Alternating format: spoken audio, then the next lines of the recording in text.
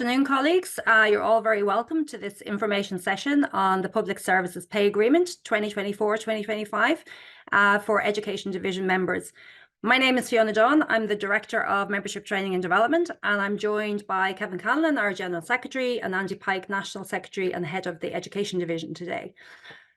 Just to remind us all, on January 30th, our National Executive Committee unanimously recommended acceptance of the agreement, of which Kevin was lead organiser as chair of the ICTU Public Sector Committee. And we're going to hear his perspective and Andy's on the agreement shortly. We also want to remind you that this is where you come in terms of the deal. As a Fórsa member, you are in a position to decide whether this is accepted or rejected. The ballot opened last Monday, the 19th, and runs until the 15th of March. So now is your time. It's an online ballot, and you will have received your unique voter code by email. So we will talk to Sean McElhenney, who is joining us as well later on at about 1:45 at the end of the question session. Like all votes, it's really important that you utilise yours and get the opportunity to do so. So it's crucial you do vote in this phase, but we also encourage you to ask your colleagues and members locally to vote and to work with us to get as high a turnout as possible. So I just want to remind everyone that we're also recording this session. The chat has been disabled, so if you can use the Q&A function for asking questions, we will gather those questions and we'll put them to our speakers towards the end of the session, if that's okay. So I'm going to now call on Kevin, our General Secretary, to talk to you about the deal. So Kevin. Okay, thanks Fiona, and thanks to everyone for giving up some time this lunchtime to be with us on the webinar. Negotiations on a public services agreement provide us and you with an opportunity to identify the issues that you'd like to prioritise. And I stress the importance of prioritisation, because there's nothing more that the other side would like but for us to have a very long list of asks in these negotiations, because they would see it as diluting our effectiveness on the core issues.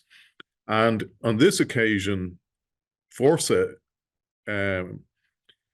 created a major consultative exercise with our members last April when we engaged Amoric Research to conduct a comprehensive survey, including on members' priorities for the forthcoming pay negotiations in the public and private sectors.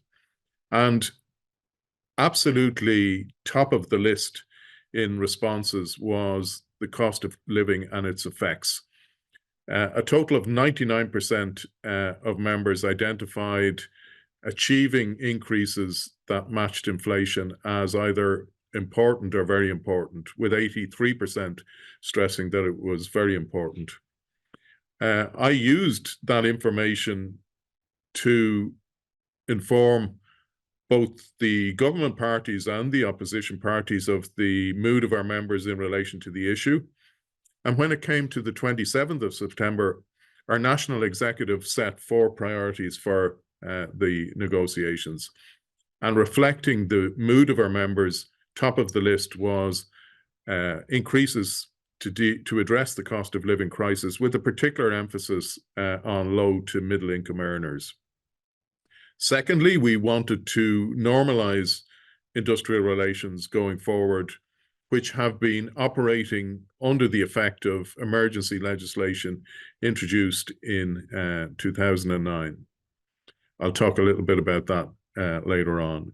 Thirdly, we wanted to stabilize any agreement that might be made by including some flexibility to address issues affecting grades, groups, and categories of workers, because each of the preceding agreements going back several years had precluded any other cost increasing claims beyond the pay terms specified in the agreement. And finally, on this occasion, we wanted to future-proof public services by addressing a number of real problems that are affecting the delivery of public services at the moment. For instance, the accommodation crisis that's affecting the ability of us to recruit and retain key workers, particularly in our cities, especially in Dublin. We wanted to look at the international experience in relation to insourcing and remunicipalization, where the trend to privatization has been reversed. We wanted to look at ways in which we could further incentivize the participation of women in the workforce. I'm going to talk about that as well. So later that day, on the 27th of September, I brought those priorities to the wider Public Service Committee, which I chair. That's a committee that represents 19 affiliate unions, and they were also endorsed by that committee as the priorities for the negotiation. So on this occasion, I led the negotiations along with the 3 other officers of the committee, and it's important to understand that in effect, the 19 unions put their trust in us to negotiate on their behalf. On previous occasions, prior to the building momentum negotiation that took place at the height of COVID, you know, there'd be all of the unions present and several officials in the building. But one of the things that meant was that on the management side, you'd also have a lot of sectoral management representatives present. And what that tended to do was to create a big management agenda for each sector, which would then have to be negotiated away. And inevitably, you'd be left with elements that were still unpalatable. So looking at each of those issues in turn, on pay, first of all, we had the benefit of advice from the Nevin Economic Research Institute, which is the trade union-funded economic research institute attached to the Congress of Trade Unions. And they advised that for the 3-year period of building momentum, the years 2021, 2022, and 2023, inflation was in the order of cumulatively in the order of 16.5% to 17.5%. There are many measures of inflation, but the 2 most common are the Consumer Price Index and the Harmonized Index of Consumer Prices. So obviously, if you just look at the increases in building momentum, including those we secured through activating the review mechanism, there was a total of 9.5% for most people. Not all groups took the sectoral bargaining in the form of a 1% increase. Some used it in a different way, like special needs assistance, for instance, used it to further extend the maximum of the scale. So there was a clear shortfall between the increases that have been secured through building momentum and the level of prices over those years. But of course, government would say, well, they did a number of things to lessen the effect of that crisis. For instance, we know the energy credits, which were available last winter and indeed this winter, were significant enough because it was real cash off people's electricity bills, householders' electricity bills. But equally, we know, or at least it's pretty clear, that if energy prices keep falling, that they're unlikely to be applied from next year on. Perhaps more significant is the fact that they'd also point to the changes in personal taxation that were announced in Budget 2023 and Budget 2024. So if you take those 2 years together, the full benefit in terms of take-home pay is in the range 2 to 4%, with the lower figure applying for people on lower incomes, simply because they don't pay enough tax in order to fully benefit from the changes that were announced. So there was still a gap that we were very keen to see addressed on this occasion. The other side were adamant that they weren't going to be prepared to do that. And it wasn't, even though the negotiations at the Workplace Relations Commission started on the 27th of November, it wasn't until January when we got a first offer from the government side.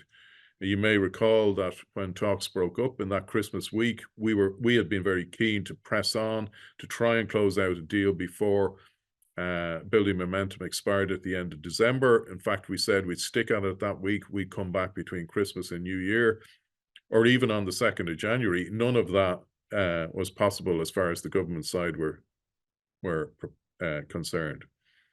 So it wasn't until I think the evening of the 10th of January that we got a first offer, which I could just say what I said on the night in the room, that it was hard to believe it was a credible offer, but if it was an insult. The other side came back a few hours later with an improved position, improved by about 1%. It was still totally unacceptable from our point of view, and the talks adjourned on the basis that the parties would reflect on their positions. And it wasn't until the 26th of January that morning that we resumed. And again, it took until well into the evening before we got a change position from the other side. And it took a fair bit of back and forth. I won't go into all the details to shift them off their position. And ultimately, around 4 o'clock in the morning, we ended up with a final position in relation to pay. So the increases that were in building momentum, combined with the increases in this proposed agreement, come close to the level of inflation that is projected if you look at the 3 years of building momentum and the projections for prices for this year, next year, and the first half of the following year. Most of the institutions, including our own advisors in the Nevin, are in agreement that the cumulative increase for those 2.5 years will be in the order of 6 to 6.5%. So I think this agreement has very significantly, even more so than building momentum, is flat rating of increases, which means that people who are on less than 50,000 will benefit more than the percentage headline increases. And the lower you are below 50,000, the more you will benefit in percentage terms. That's something that I'm particularly proud of. We fought hard to achieve that approach in building momentum. It was resisted right up until the last minute. We were told by the negotiators on the other side it would just simply cause chaos, break down all relationships, pay relationships, and so on and so forth. The sky would fall in. In fact, it didn't, and we've managed to extend it this year. I'm over 40 years involved in the union as a member, an activist, and an official. And all that time, going back 40 years, we tried to get more flat rate increases in play.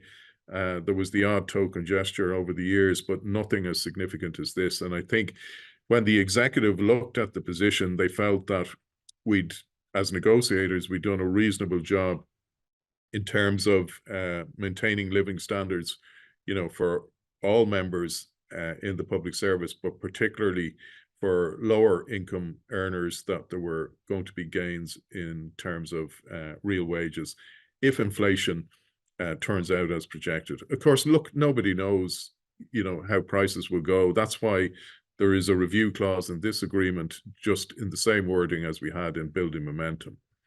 So turning to normalization of public services, one of the things we were very keen to do was to see a change in relation to the operation of FEMPI. We'd taken legal advice in relation to this, and you may recall that when the talks broke up just before Christmas, the minister was out, and he was repeatedly making a big deal of the fact that he'd made a concession in relation to the repeal of FEMPI, and the precise commitment that was given was that they would repeal Section 4, subsection 2 of the 2009 FEMPI Act number 2. Obviously, we'll have to, wait and see how that is done, what legislative mechanism they use. But the fact that he has represented it as a concession, I think, gives us grounds for optimism that we'll get a breakthrough here, and that going forward, we won't have quite the same level of control by the Department of Public Expenditure as has been the case for the last 15 years. Just to be clear, because there is some confusion on that, repealing FEMPI won't undo things that were done under FEMPI. They are things that will continue to apply unless they're negotiated away. We're also quite pleased that the process for dispute resolution in the proposed agreement is a simplified version of what went in building momentum. So there's a clearer role for the Workplace Relations Commission and the Labour Court, or where we have conciliation and arbitration schemes for those schemes. And we think that that will make it easier to argue the case in relation to various issues as they arise. On the stabilization of the agreement, we were really keen to get a local bargaining clause. Local bargaining clause is probably a bit of a misnomer. It's more local bargaining as distinct from the pay terms that will nationally apply. It doesn't mean workplace by workplace bargaining or even employment by employment bargaining. I still believe that these will be nationally structured. And it's important also to understand that it allows for claims up to 3% of the payroll cost, although only 1/3 of that will be payable or applicable during the lifetime of this agreement. But the approach should be in relation to 3% of cost. The other side wanted to exclude productivity and savings from that. We had that sentence removed from the agreement, so that at least allows those things to come into play and for us to argue that we should get a share of any productivity or savings that arise.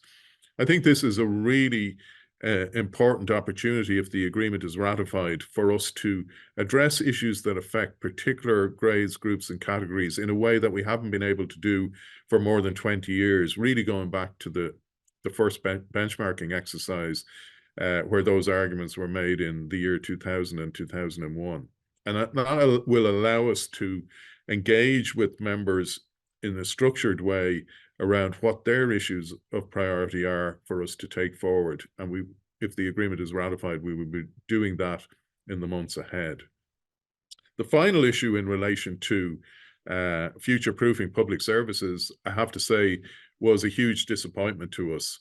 We were constantly rebuffed by the management side. They argued that the things we wanted to discuss were outside the scope of a public service agreement in some cases, or outside the scope of a pay agreement in others. They saw them as not appropriate. We didn't manage to change their mind in relation to that, so we're going to have to address those issues in other fora, including through the Labour Employer Economic Forum, but in other ways too. And I have to say, I think that's a mistake by the government side, and it's a disappointment for us, but not a great surprise. In the rest of the management asked, the transformation agenda, it was principally informed by the strategy document of the Department of Public Expenditure and Reform, which they published last year and has 3 main headings: digital and innovation at scale, workforce and organization of the future, and evidence-informed policies and services designed for and with our public.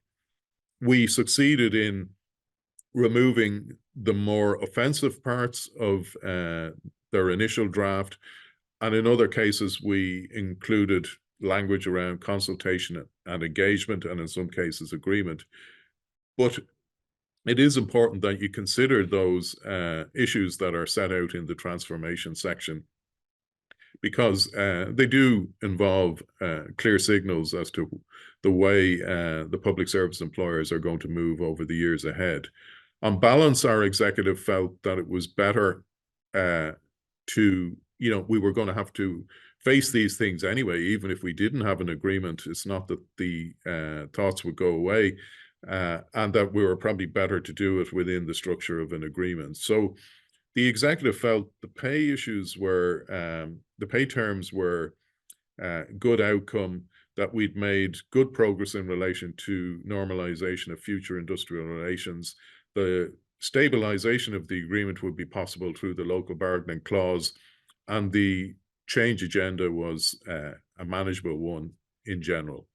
And on that basis, as Fiona said earlier, they unanimously decided to put the agreement to ballot of members with a recommendation for acceptance. So just to, I suppose, make a final statement in relation to this, and you might be a bit surprised by it. I would just, I'm not pleading with people to vote in favor of this agreement. Obviously, I do think it is the best deal achievable through negotiation at this point in time, and I'm absolutely certain that we didn't leave anything behind on the table. But my real plea is to vote, because what has strengthened the Fórsa position, both in the building momentum negotiations on this occasion, is the fact that I can, with credibility, say I'm speaking on behalf of thousands, in fact, tens of thousands of members, because they've expressed their views through the surveys that we conducted both back in early 2020 and again last year.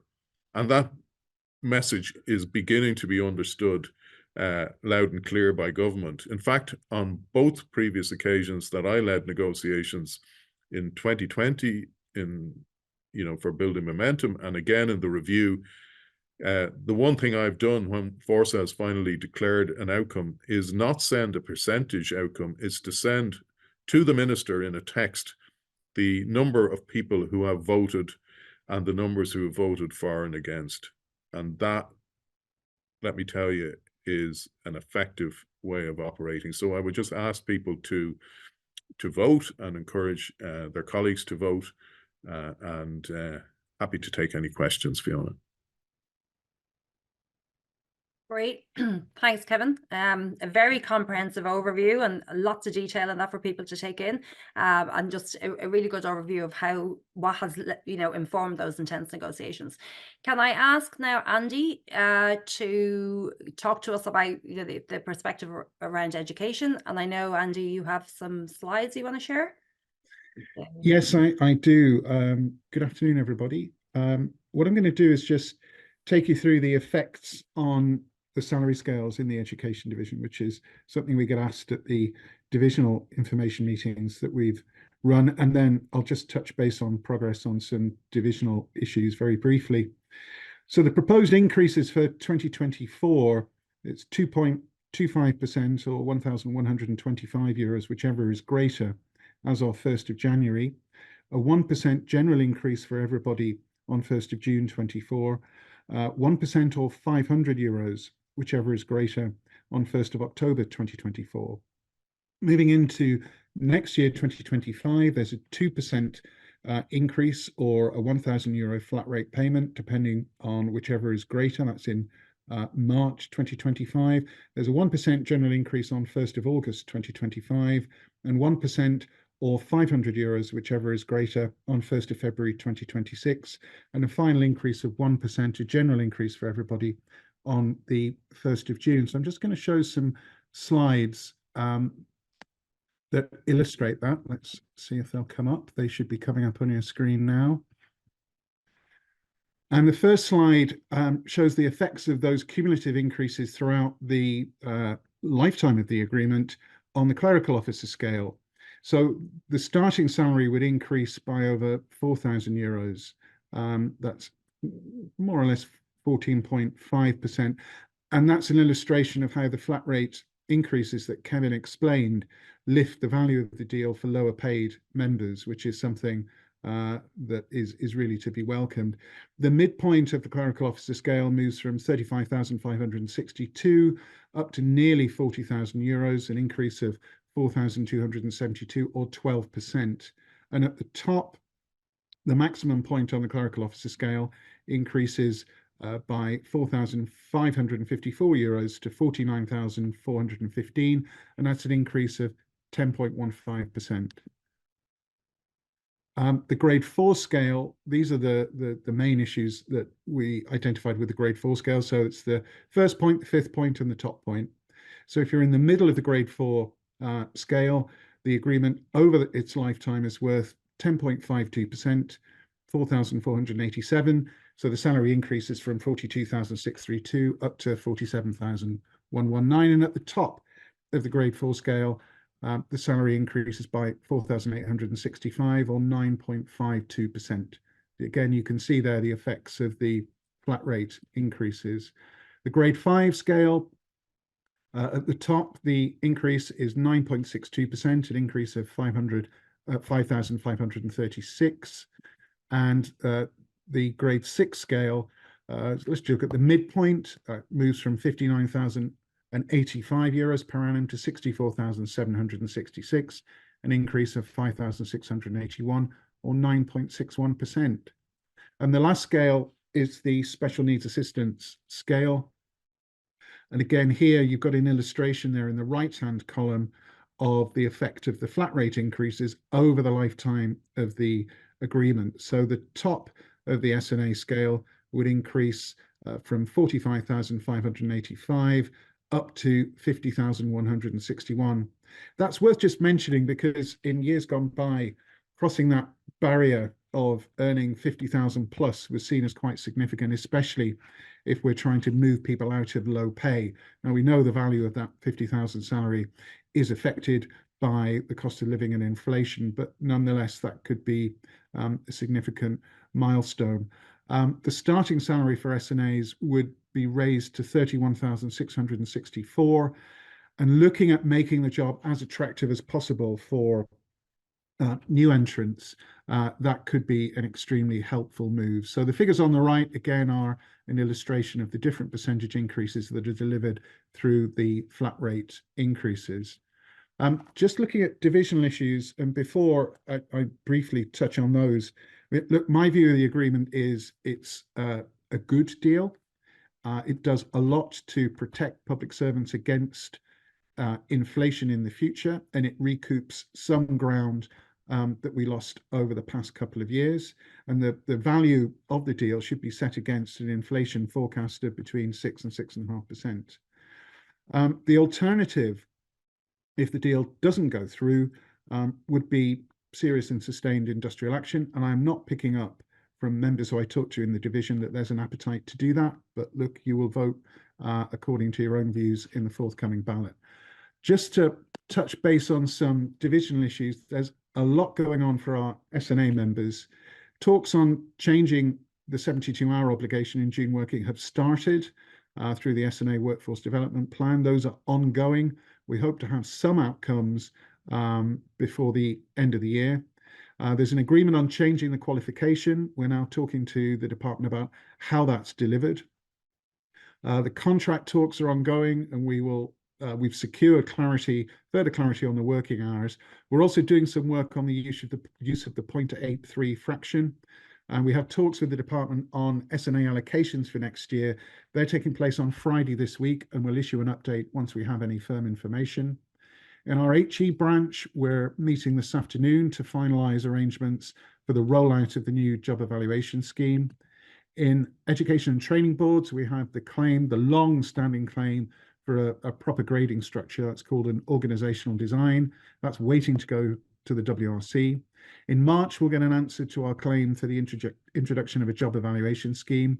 And the employers seem to be backing off or rationalising their view about the use of agency labour and the sanction that's needed for filling of clerical admin posts. We should have more news from members after the next Industrial Relations Forum at national level for ETBs, which takes place in early March.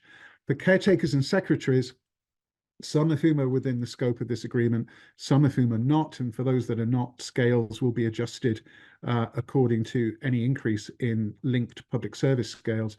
Quite intensive talks are ongoing. Clearly, pensions, the lack of pension provision in the new pay agreement remains an issue, and we'll have more to say to members about that over the coming months. And we've an intensive engagement with the Department of Education on caretakers scheduled for the 29th of February. For our members in school completion, as you may know, negotiations continue with the department on the use of the correct public service scales. We think we've corrected that problem. We're now moving on to look at leave anomalies to make sure leave is lined up with public service entitlements. And the big prize is the future direction of the service. We want to see the service move into the public sector. We're due to finish talks with the other side in October this year. And last but by no means least, for our members in education centres and other members in Education Number 1 branch, we continue a dialogue with the department on standardising terms and conditions and really also looking at security of funding for the education centres for the future. So that's just a very brief rundown of the issues bubbling away as ever in the education division, and we'll happily try and answer any queries that you might have. Thank you. Fantastic. Thanks, Angie. And again, some very comprehensive detail for education members. So this brings us to our Q&A session of this part of the information session. So Kevin, can you tell us a little bit more about the local bargaining clause? It seems quite interesting in terms of what's been agreed. So for instance, like how will the bargaining units be determined around that?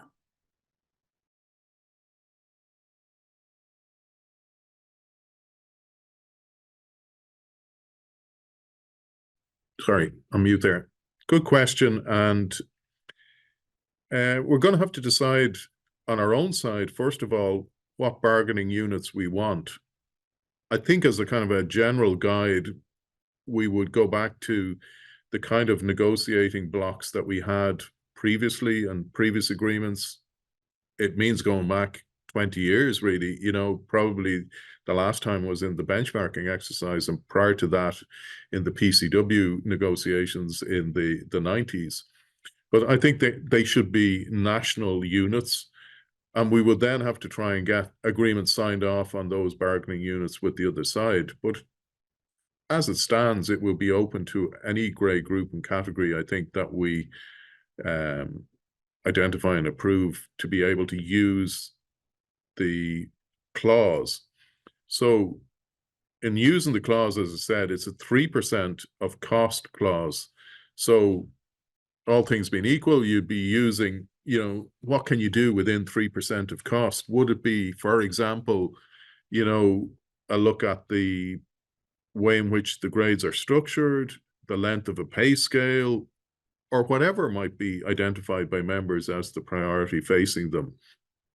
So I think, just to stress again, while it's described as a local bargaining clause, I think that's really to differentiate it between the sectoral bargaining clause in building momentum and the pay terms themselves that are part of the agreement. So some people may remember this, but back in the early 90s, there was a local bargaining clause in the national agreement, which actually didn't get progress very far over the lifetime of that agreement, because during that time we had kind of growth, but it was jobless growth. And that was the clause that was rolled over into the next agreement that produced a lot of settlements under the PCW and a successor agreement in the 90s, where a lot of advances were made for pretty much all of the groups in the public service. So I think we need to see it like that. We need to use the period of consultation to make sure that we're identifying the priorities that members really have, that members understand this and participate in that consultation, and mandate their representatives to kind of finalize, I suppose, the approach. So hope that helps, Fiona. Great. Yeah, thanks, Kevin. I think it's much clearer now, but also it enables us to see, you know, the progression for people to kind of input again into this agreement. I have a question. Fiona, yeah, you know, one of the things, because this is an issue, some people are saying it, well, it's a 1% on the 1st of August 2025. Could we just, like, there won't be an issue with taking it as a 1% increase, but I think that would be a total lost opportunity. Like, the other side will be really happy if we just take it as a 1% increase, because their only concern is cost. They want to know what the cost of this is, whereas we should look at it as, well, what do we want to achieve, not just in 2025, but in the period immediately after this agreement. You know, that's the way we should look at it. Sorry. Yeah, no problem. No, full utilization of that clause, I think, for people to remember. Just to remind everyone, please put your questions into the Q&A box. I have a question for Andy. What does it mean for resource workers on Youth Reach resource contracts on point 7 of the scale pre-2011? Well, apologies, we couldn't put calculations up for every scale in the division. We just picked the ones where we thought we had most members. You can email me at apike@fórsa.ie, and I'll check the relevant scale and email you the figures. What I did look at was the Youth Reach Coordinator scale. Now, that may not be the scale that you're on, but that scale moves from 66,554 up to 72,699. So that's an increase of 6,155 over the course of the agreement. But that's the coordinator scale. That may not be your scale. You may be on a different scale. So if you email me at that email address, I'll look up your scale and do the calculations, if that's okay. Brilliant. Thanks, Andy. And just to remind people, you know, if you have questions after this, you know, to go through your own structures and talk to the officials within your division.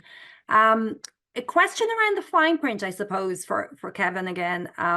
Is there anything in it that is new in this agreement that, you know, people should be aware of when they're looking at it in more detail, and, you know, something that might have been missed that's, you know, important to bring up here? Well, I think everybody needs to kind of look at the detail of what's proposed under the transformation section and think about, you know, how that might work in practice, you know. So I do see kind of concerns about, say, 7-day working weeks, something that has been on the employer agenda for a long time. That's mainly, you know, a health service ask, you know, to try and move others that aren't on a 7-day roster already onto that. But like, that's not going to be a realistic ask, you know, in lots of cases, because it would automatically involve more staff and so on, you know. So, you know, it's important to kind of see these in context. Look, are there situations where it would be, you know, desirable, first of all, but equally as importantly, affordable from the employer point of view to look for that change? So, you know, I mean, these are things that we've had in national agreements for decades. And I don't want to downplay it in the health context, because it's probably a bit live there now. And maybe there are some niche areas in other sectors, including education, where this might be an issue, but in general, I think that wouldn't be the case. There is obviously, like previous agreements, a restriction in relation to industrial action, but, you know, I don't think we're going to get any offer from the government side that isn't going to, you know, have that clause in it. That's certainly been a feature of every single public service agreement in my time, for going well over 40 years. So, but I think I just urge people to look at the finer detail and acquaint themselves with it. Great, thanks, Kevin. And there's nothing obviously in it that we're not aware of yourself and able to do with it. A question for Andy. The agreement makes reference to revised working arrangements to support a delivery over a 7-day week. How will this affect staff in education? So I know Kevin covered some of that. Do you want to add to that? I don't see it being on the employer's agenda. I don't see them trying to open schools necessarily on Saturdays and Sundays and teach classes, although that does happen in some countries, but not here. So I don't think it's going to be an issue affecting us in the school sector. What we deal with there is more problems around requirements to undertake work after hours under various guises, but there's nothing has been suggested around weekend working. I know Sarah works in higher education, and I think a similar situation arises there, unless we're going to see lectures and teaching and learning delivered over 7 days. I don't see a risk that there'll be an ask that our people extend their working week, other than what we see at the moment, which is often care and maintenance for some members. Anything that the other side does want to suggest, say in HE, has to be negotiated and has to be agreed. And there are different rates of pay applicable to working on a Saturday and a Sunday, respectively. But Sarah, I haven't picked up any bad thoughts on the part of the higher education employers about a 7-day week. We're meeting them later this afternoon. I won't ask them because I don't want to put bad thoughts into their heads, but we'll certainly report back to the branch if we do hear anything along those lines. I wouldn't expect that to be a problem. Great, thanks, Angie, for that. A question again here is in terms of the money. Is there an expected date for the initial increase, if obviously people vote for it? Well, the increase is effective from the 1st of January, the 2.25 or 11.25. So I should have probably explained, you know, our ballot will mandate Fórsa to vote a particular way at the Public Service Committee meeting on the 25th of March. So that's when the final decision will be made. We'll convey that to the employers. In the meantime, we will be asking them to be ready in the event of acceptance to make payments as soon as possible. Okay, yeah, I think that probably is related to the payment of it, you know, when people might expect it. I know I'm just looking at the questions. I think we probably will have one more, because I know we want to talk Sean McElhinney, and I'm conscious of people's lunchtime. So someone has asked, can you tell us a little more about the alternative to accepting, and the industrial relations route if it's not accepted?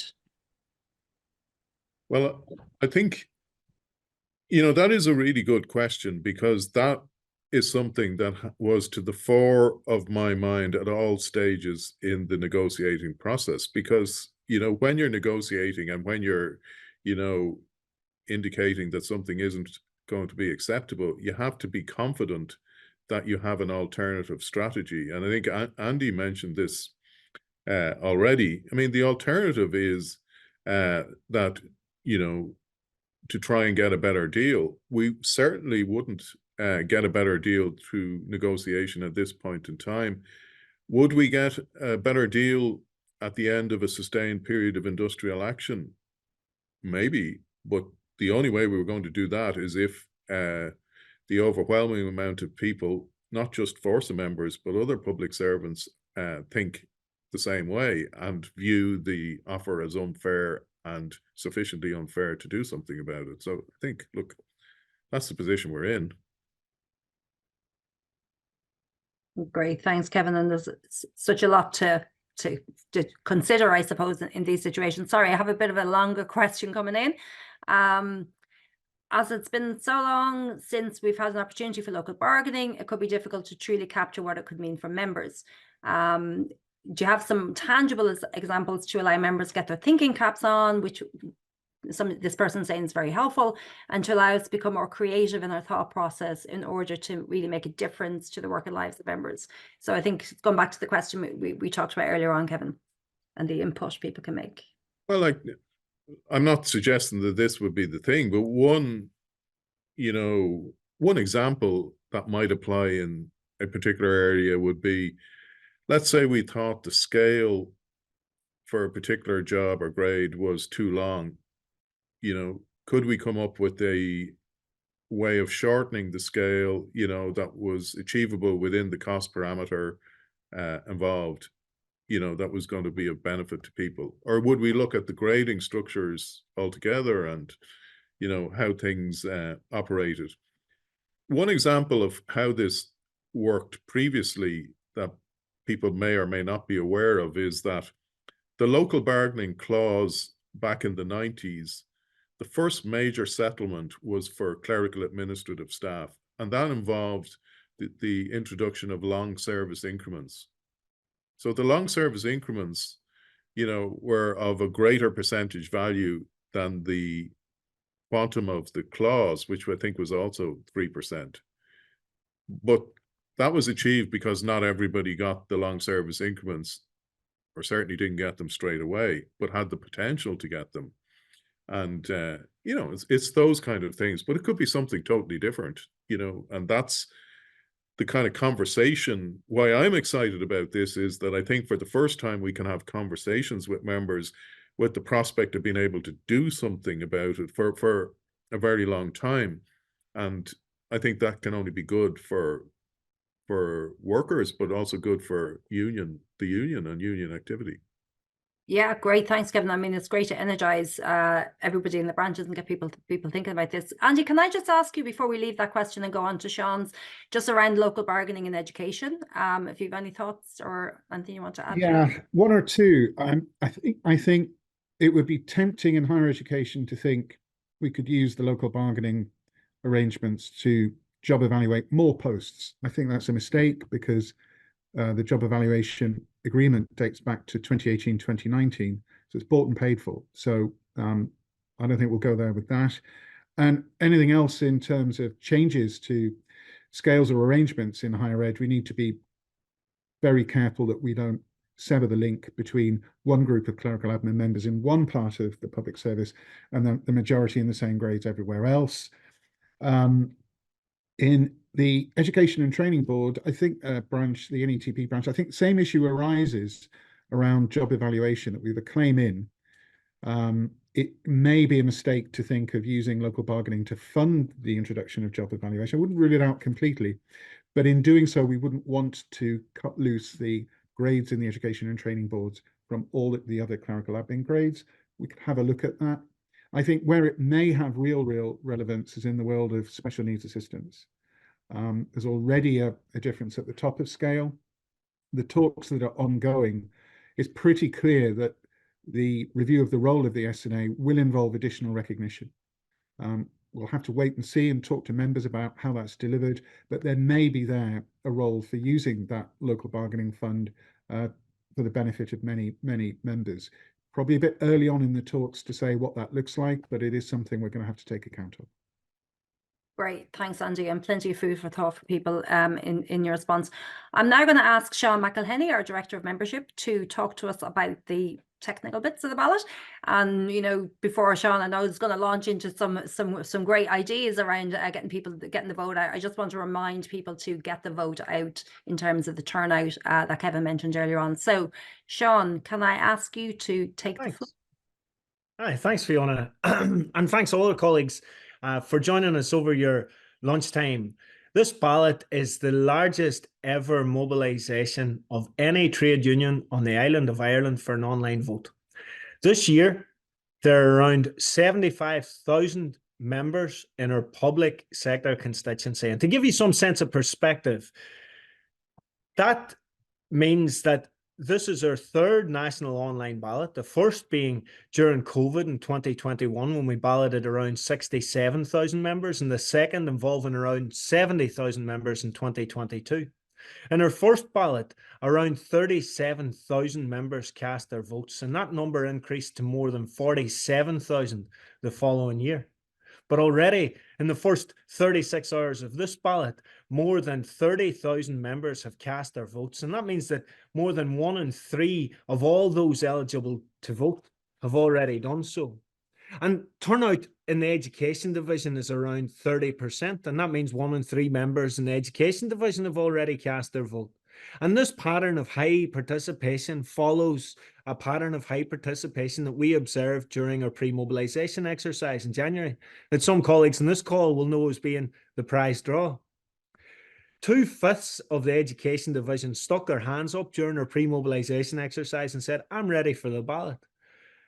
The patterns of high participation were right across the division, but in particular, SNA's Munster, South Dublin, South Leinster, North Dublin, North Leinster, Connacht Ulster, and the Higher Education Division and the School Secretaries branch all had very high levels of participation.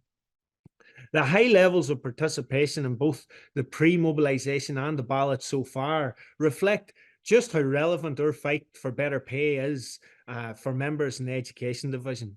And when the General Secretary talks about the value of this deal being 2.6 billion, that's not an economically abstract amount. That's money for school uniforms, nutritious meals, and warm homes. And I think it's realistic to expect that 70% or more of the Education Division and members in those branches that I've mentioned will want to cast a vote on this proposed pay deal. And that level of participation will go a long way in strengthening the hand and giving credibility to our union negotiators as they close out this deal or go into further negotiations in the future. To assist in achieving those high levels of participation throughout the Education Division, I'm asking everyone on the call today to keep one question on the tip of your tongue for the next 4 weeks and ask everyone you meet in work and everyone you know who works in the public sector, have you voted yet? I cannot overstate the significance and the impact of this small contributory act to the broader campaign. Ask everyone you know who works in the public sector, be it in your home, in your workplace, or in your communities, have you voted yet? Now, Fiona, quickly, I want to run through the ballot process. So the first thing we do when we run a ballot like this is we set up a constituency. And the constituency for this ballot involves all paid up members working in the public sector and non-commercial state agencies. Those members are eligible for a vote. From Monday, we've been issuing members with their unique voter codes by email. And by now, everyone should have received their unique voter codes. We hold email addresses for 96% of our members, and for the vast majority, we expect them to receive their email, their unique voter code, and be able to cast their vote without an issue. However, for around 1 in 10 of our members, they could encounter an issue. For example, sometimes people get their UVC delivered to their workplace email, and their workplace might filter Fórsa emails, or their email address may have changed. For those members who haven't received their UVC by now, they should first of all check their junk and spam folders. We can all be guilty of letting it linger in there. And once they've done that, if they still haven't found their UVC, Fiona, they need to get in touch with the Education Division Help Desk. And the Education Division Help Desk is edhelp, edhelp at fórsa.ie. Once colleagues have received their UVC, the vote's pretty straightforward. Just copy it from the email that you've received and paste it into our ballot platform and cast your vote. Our ballot platform is hosted by MyVoice, and MyVoice have partnered us through all our national ballots so far. MyVoice collect the votes, and the count will be ratified by a scrutineer appointed by our NEC when the ballot closes on Friday, the 15th of March at noon. Now, that date again is Friday, the 15th of March at noon. It's by that date that we have to have made sure that all our co-workers have cast their vote. I also want to just quickly talk about the number of people who might not be in the union at the moment. The number of workers joining Fórsa during a ballot like this typically doubles. And that's because the pay deal applies to everyone, but of course only Fórsa members and union members can cast their vote. So as well as asking people if they've voted yet, I'd ask everyone on this call to be ready to ask the question, have you joined the union yet? And make sure that colleagues join the union and cast their vote. This ballot is a great opportunity for us to demonstrate our collective Fórsa strength. So please take every opportunity you can to help us mobilize the vote and grow the union, as well as voting yourself, of course, if you haven't already done so. Again, any issues for you or any of your colleagues, please contact the Education Division Help Desk on edhelp, edhelp at fórsa.ie. That's all from me, Fiona. Willie Boykus. Fantastic, Sean. Thanks so much. And, just to remind people again, check your junk, your spam folder. Also, if there's firewalls in your organization, giving us your personal email address into the future is something that we, that's really, really important. And then if you do, find that there are problems with getting your QV code or whatever, edhelp at fórsa.ie. I couldn't agree more with Sean about getting the vote out and the importance, and it's a great opportunity to talk to people about being a member and ensuring that when they are a member that they use their vote wisely. So I'm conscious of lunchtime. It's nearly 5:02, so I just want to say I'm going to draw this to a close. I want to thank everyone for attending, and we really appreciate that. The recording will be recorded, so it's going to be circulated. Reminder of the date, 15th of March, red letter day, mark it on your calendar, make sure the vote is in, and you've asked everyone you possibly can, have they voted before then. And just again to say thank you, and we'll talk to you soon. Thanks, Fiona. Thanks, everyone.